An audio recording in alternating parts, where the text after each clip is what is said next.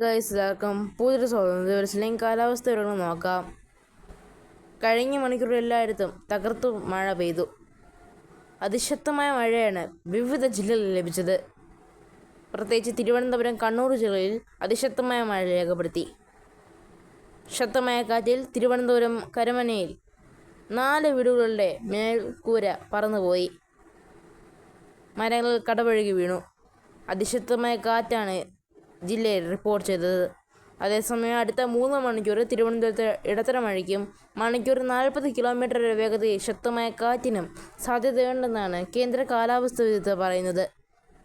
ഇന്ന് എറണാകുളം, തൃശ്ശൂർ ജില്ലയിൽ ഓറഞ്ച് അലർട്ടും തിരുവനന്തപുരം, കോട്ടയം,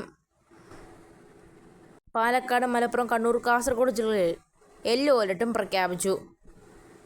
ഈ ജില്ലകളിൽ അതിശക്തമായ മഴയ്ക്ക് സാധ്യതയുണ്ടെന്നാണ് കേന്ദ്ര കാലാവസ്ഥാ വിദഗ്ധർ പറയുന്നത്. അതേസമയം ഇടുക്കിയിലെ വിനോദസഞ്ചാര കേന്ദ്രങ്ങൾ അടച്ചിട്ടു. നന്ദി.